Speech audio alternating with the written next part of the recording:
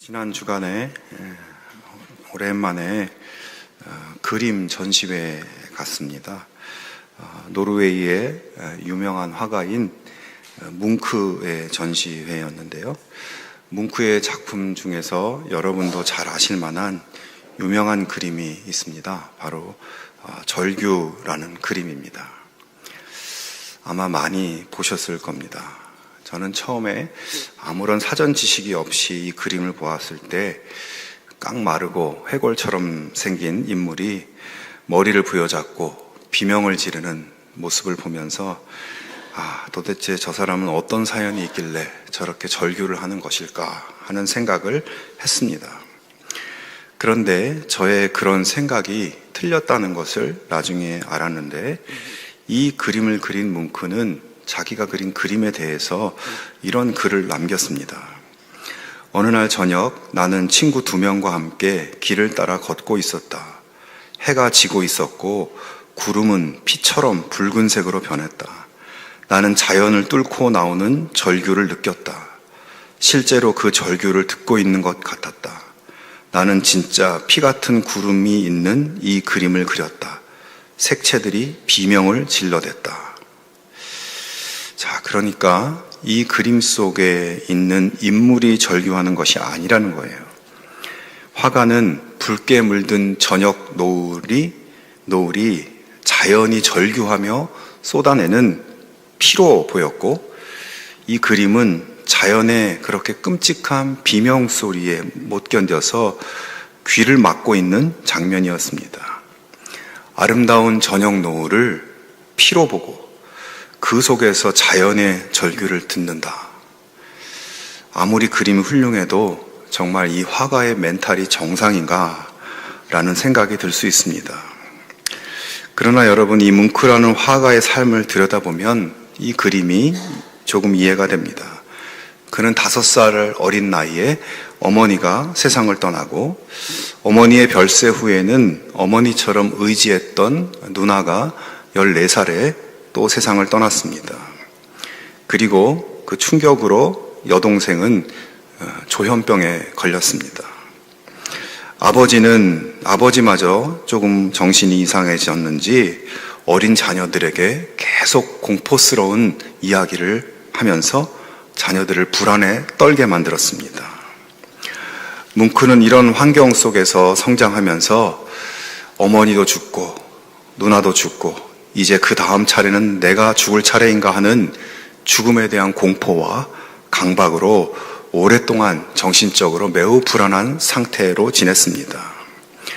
방금 본 그림 절규, 이 그림도 신경정신과 의사들은 우울증과 공황장애를 앓고 있던 뭉크가 공황 발작 상태에서 노을이 피로 보이는 그런 공포감을 느끼면서 그린 것으로 설명을 합니다. 그리고 절규라는 작품뿐 아니라 그의 젊은 시절의 많은 작품들은 이런 우울과 슬픔, 음산한 죽음의 분위기, 이런 것들로 채워져 있습니다. 하지만 여러분, 참 아이러니하게도 그런 그림들이 나중에는 화가의 그 마음속의 감정을 예술적으로 잘 표현해낸 그런 표현주의 작품들의 명작들로 평가되고 있습니다. 한마디로 정신적 고통에서 괴로워하면서 그린 그림이 최고의 명작이 된 것이에요. 나중에 뭉크는 이런 고백을 합니다. 정신질환이 나의 인생을 지옥으로 떨어지게 만든 측면이 있으나 예술가로서의 활동에는 아주 좋은 것 같다. 나에게 불안과 질병이 없었다면 내 인생은 방향을 잃고 떠도는 배와 같았을 것이다. 뭉크의 생애 내내 그림자처럼 따라다니면서 괴롭히던 불안과 고통, 이런 시기들이 화가로서 작품 활동을 하는데 원동력이 되었다는 것입니다.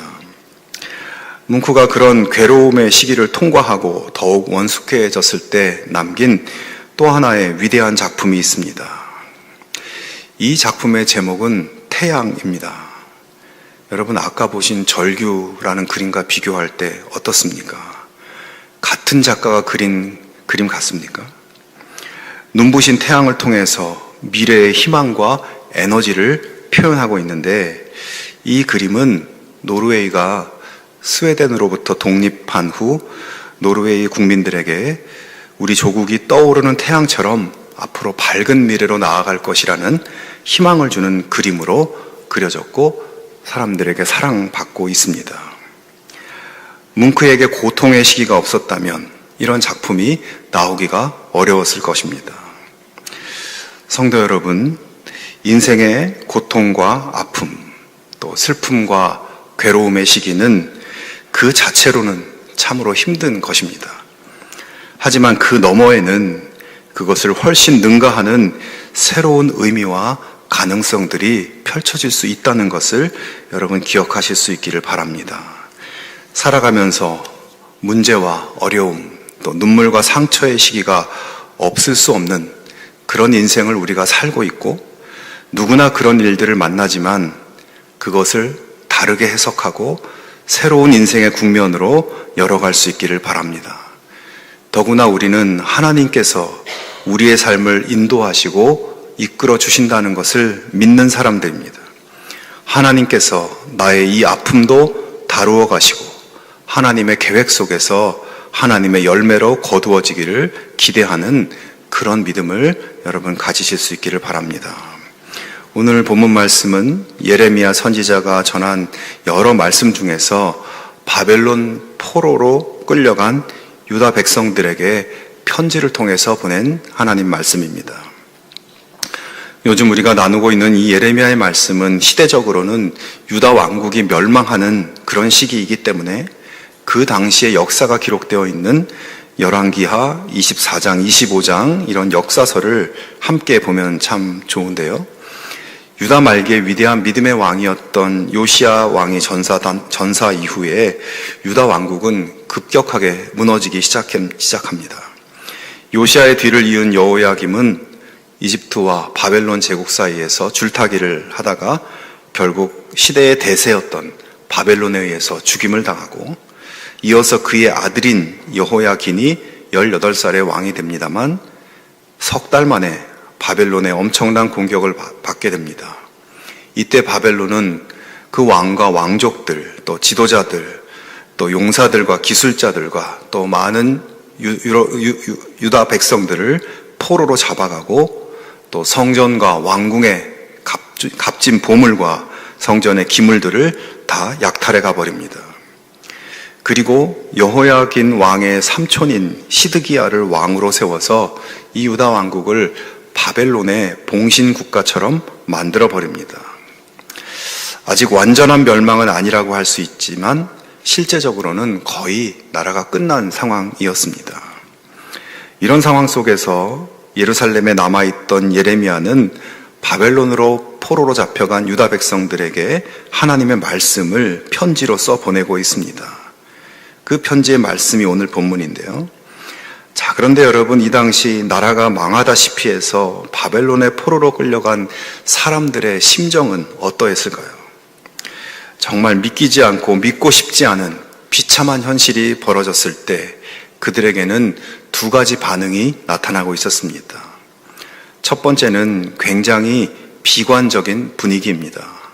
여러분, 당연히 그렇지 않겠습니까?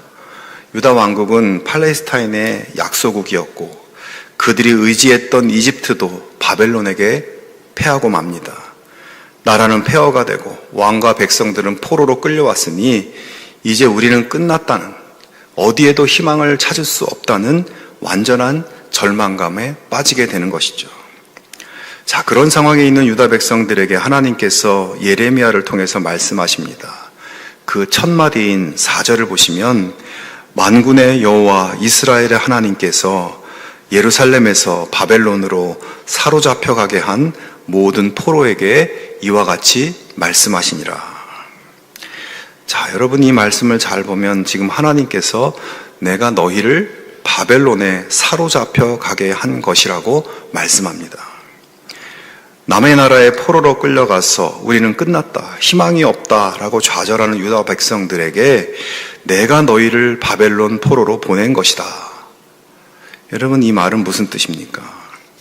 지금 일어나고 있는 일이 바벨론이 너희보다 강해서 일어나는 일이 아니다. 바벨론 느부갓네살 왕이 너희를 망하게 하고 그가 너희를 포로로 잡아간 것이 아니다. 내가 보낸 것이다. 느부갓네살이 역사의 주관자가 아니라 만군의 여호와 하나님이 바로 역사의 주관자다라고 말씀하고 있는 것입니다. 여러분, 유다 백성들이 지금 슬퍼하며 비관하는 것은 인간적으로 볼 때 너무나 당연한 것으로 보입니다. 하지만 그런 절망과 비관은 어디서 비롯되는 것일까요? 우리는 약하고 약소국이고 그래서 망했고 이제 이 상태에서 회복될 가능성이 없다라는 생각 때문에 일어나는 것이고, 나아가 역사의 주관자이신 하나님을 신뢰하지 못하기 때문에 일어나는 것입니다. 하지만 하나님께서는 내가 너희를 사로잡혀 가게 한 것이다 라고 말씀하심으로써 역사의 주관자인 하나님을 똑바로 바라보고 신뢰할 것을 그들에게 선포하고 계십니다. 여러분, 그리고 내가 너희를 보낸 것이다 라고 하는 이 짧은 한마디는 그들에게 새로운 희망을 열어주는 말씀입니다. 즉, 바벨론이 아니라 하나님께서 우리를 이렇게 만드신 것이라면, 그러면 반대로 바벨론이 아무리 강해도 역사의 주관자인 하나님께서 우리를 다시 회복시켜 주실 수 있으시다는 희망을 주시는 말씀인 것입니다. 유다 백성들이 우리가 힘이 없어서 군사력이 약해서 저 바벨론에게 진 것이다, 이게 맞는 말이고 이게 진리라면 그들은 어느 세월에 무슨 방법으로 다시 힘을 모아서 바벨론에게 승리하고 돌아올 수 있겠습니까? 그게 아니라 하나님이 우리를 바벨론에 보내셨다라고 믿을 때, 하나님이 지금 이 비극의 역사도 하나님께서 주도하고 계시고 이 고통의 역사를 통해서 하나님이 무언가 하실 일이 있으시다라고 믿을 때 희망이 있고 회복이 가능해지는 것입니다. 성도 여러분, 여러분은 이 세상의 역사를 누가 움직인다고 생각하십니까? 무엇이 이 역사를 좌지우지한다고 생각합니까? 바벨론에 가공할 만한 군사력과 권력이, 그런 힘을 가진 사람이나 나라가 세상을 움직인다고 생각하십니까?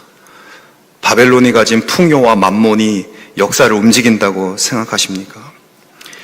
여러분, 그런 생각, 돈과 힘이 세상을 움직인다는 이념이 정말 맞는 것이고 그게 진리라면 우리는 모두 평생 그것을 목표로 돈과 힘을 더 소유하기 위해서 살아가야 합니다.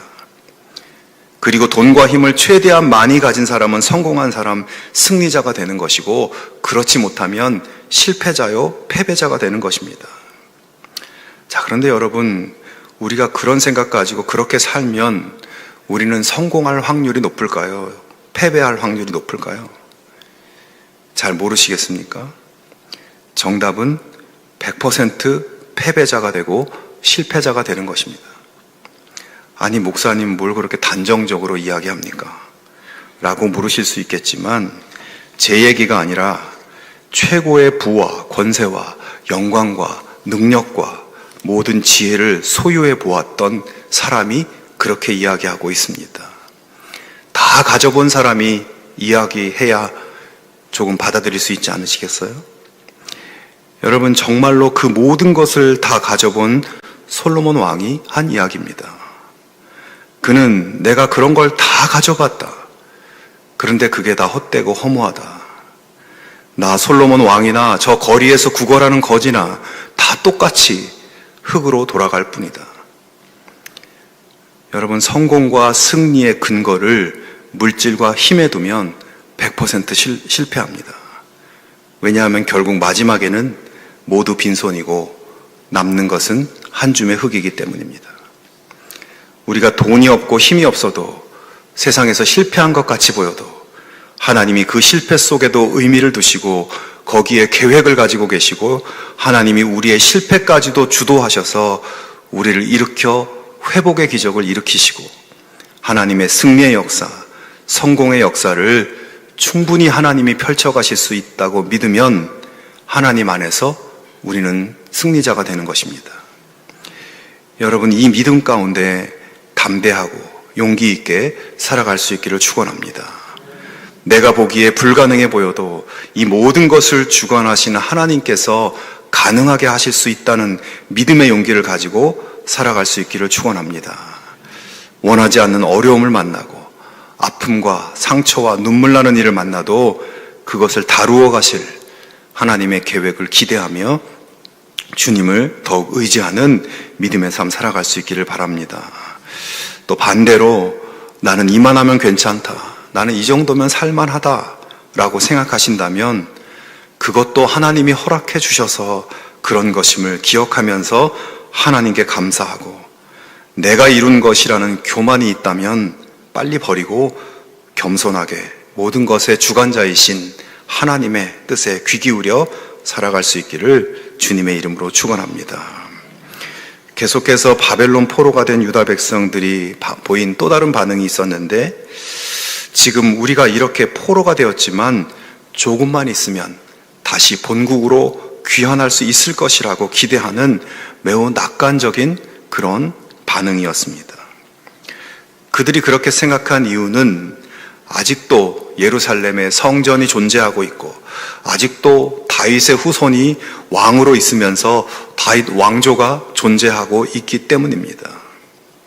예레미야를 통해서 그토록 회개를 촉구하고 심판을 경고했지만 여전히 그들은 헛된 신념에 빠져 있었던 것입니다. 게다가 그들에게 들려오는 소식 중에는 당시 바벨론 제국이 계속되는 정복 전쟁으로 인해서 그들의 국내 정치 상황은 굉장히 불안하다는 그런 소식이 있었습니다. 혹시나 이 정권이 뒤집어지면 우리도 족이 송환되지 않을까 하는 기대감에 빠져 있었습니다. 자, 이런 상황에 있는 백성들에게 하나님께서는 뭐라고 말씀하실까요? 5절부터 7절의 말씀을 다시 한번 보겠습니다. 너희는 집을 짓고 거기에 살며 텃밭을 만들고 그 열매를 먹으라. 아내를 맞이하여 자녀를 낳으며 너희 아들이 아내를 맞이하며 너희 딸이 남편을 맞아 그들로 자녀를 낳게 하며 너희가 거기에서 번성하고 줄어들지 아니하게 하라. 너희는 내가 사로잡혀 가게 한 그 성읍의 평안을 구하고 그를 위하여 여호와께 기도하라. 이는 그 성읍이 평안함으로 너희도 평안할 것임이라. 자, 하나님께서는 조기 송환의 꿈을 사정없이 깨트리고 계십니다. 포로지에서 곧 돌아갈 것이라는 꿈 같은 소리 하지 말고 그 땅에서 집을 짓고 농사를 짓고 결혼도 하고 자녀도 낳고 살라고 말씀합니다. 그곳에 뿌리를 내리고 뼈를 묻을 생각을 하라는 겁니다. 그리고 더욱 충격적인 말씀이 있습니다. 그것은 바로 적들을 위해서 기도하라는 말입니다. 하나님의 성전을 약탈하고 유다 땅을 폐허로 만들고 왕과 백성들을 포로로 끌고 온 바벨론을 저주와 증오의 대상으로 보지 말고 기도의 대상으로 보라는 거예요. 아니, 자신들을 망하게 만든 원수들을 위해서 기도하라니 도무지 이해할 수 없는 말씀인 것입니다. 여러분, 이 말씀들에는 분명한 하나님의 의도가 들어 있습니다. 먼저 하나님께서 너희들 집 짓고 농사 짓고 결혼도 하고 자녀도 낳아 기르고 그 땅에 정착하라고 명하시면서 그렇게 해서 너희가 거기에서 번성하고 줄어들지 않게 하라고 말합니다. 그리고 바벨론의 평안을 구하고 기도하라고 하시는데 왜 그래야 하냐면 이는 바벨론이 평안해야 너희도 평안할 것이기 때문이라고 말씀합니다. 여러분, 포로로 잡혀간 백성들이 그 땅에서 헛된 낙관론에 빠져서 돌아갈 생각만 하면서 저항하거나 탈출을 시도한다거나 그런 일들에 집중하게 되면 결국 그들은 점점 그 땅에서 소멸하게 되고 말 것입니다. 그리고 만약 바벨론이 국내 정치가 불안해져서 내란이 일어나고 그래서 바벨론이 위태로워지면 결국 포로로 잡혀온 유다 백성들도 그 틈바구니에서 희생당하고 말 것입니다. 한마디로 하나님은 포로가 된 유다 백성들이 그 땅에서 줄어들지 않고 번성하기를 원하셨습니다. 그 이유가 무엇일까요? 10절을 보시면 여호와께서 이와 같이 말씀하시니라. 바벨론에서 70년이 차면 내가 너희를 돌보고 나의 선한 말을 너희에게 성취하여 너희를 이곳으로 돌아오게 하리라. 자, 하나님의 구원 계획을 분명하게 보여주고 있습니다. 그것은 70년 후에 너희를 돌아오게 하겠다는 계획입니다. 여러분, 이 말씀은 성경에 나온 여러 회복의 말씀 중에서도 가장 강력한 회복의 메시지예요. 왜냐하면 여기서 그 회복의 시기를 명시적으로 70년이라고 밝힘으로써 하나님의 이 말씀이, 이 회복의 약속이 그냥 허투루 하는 말이 아니라 정말 그렇게 하실 것이라는 확고하고 분명한 의지를 보여주는 그런 말씀이기 때문입니다. 이런 하나님의 회복 계획이 있기 때문에 그들이 해야 될 것은 섣불리 조기 송환을 기대하면서 경거망동하지 않고 하나님의 시간표에 따라 돌아오게 될 때까지 그곳에서 정착하며 살아야 하고 결혼도 하고 자녀도 나오며 수가 줄어들지 않고 번성해야 합니다. 하나님의 때가 될 때까지 그 나라의 변고가 없도록 그 땅의 평안을 위해서도 기도해야 하는 것입니다. 여러분, 유다 백성들의 입장에서 물론 지금이라도 당장 바벨론이 무너지고 신속하게 고향으로 돌아가는 것이 가장 좋은 것으로 여겨질 것입니다. 누구라도 그렇게 생각할 겁니다. 하지만 하나님께서는 그들에게 나의 때가 있다고 말씀합니다. 이 말씀을 듣는 유다 백성들은 그렇다면 이제 어떻게 이 상황을 해석하고 어떻게 살아가야 하겠습니까? 하나님의 때가 될 때까지 그 때를 소망하면서 기다리고 인내하고 환난을 연단으로 받아들이는 용기를 가져야 하는 것입니다. 환난은 인내를, 인내는 연단을, 연단은 소망을 이루는 줄로 알고 이 연단의 장소로 우리를 보내신 하나님께서 이 연단의 시기가 끝나면 다시 고향으로 돌아가게 할 것을 믿고 묵묵히 견디며 살아가야 하는 것입니다. 여러분, 하나님께서는 유다 백성들에게 그 냉혹하고 위험이 많은 포로살이를 통해서 그들을 영적으로 연단하고 진정한 회개의 자리에 서게 하기를 원하셨습니다. 그 고난의 시기를 지나서 참된 구원과 회복의 은총을 누리며 진짜 하나님 백성으로 새롭게 태어나기를 원하셨습니다. 그런 하나님의 뜻을 본문 11절부터 14절에서 분명히 말씀하고 계십니다. 여호와의 말씀이니라. 너희를 향한 나의 생각을 내가 아나니 평안이요 재앙이 아니니라. 너희에게 미래와 희망을 주는 것이니라. 너희가 내게 부르짖으며 내게 와서 기도하면 내가 너희들의 기도를 들을 것이요 너희가 온 마음으로 나를 구하면 나를 찾을 것이요 나를 만나리라. 이것은 여호와의 말씀이니라. 나는 너희들을 만날 것이며 너희를 포로된 중에서 다시 돌아오게 하되 내가 쫓아 보내었던 나라들과 모든 곳에서 모아 사로잡혀 떠났던 그곳으로 돌아오게 하리라. 이것은 여호와의 말씀이니라. 너희를 향한 나의 생각은 너희에게 평안과 미래와 희망을 주는 것이다.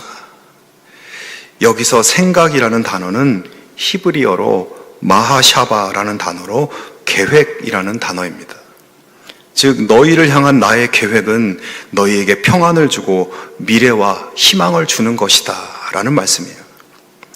하나님의 계획은 이 완악하고 회개를 거부하고 하나님 말씀을 무시하고 순종하지 않고 마음대로 죄짓고 살던 이 백성들에게 그래도 평안을 주는 것이며 미래와 희망을 주는 것이었습니다.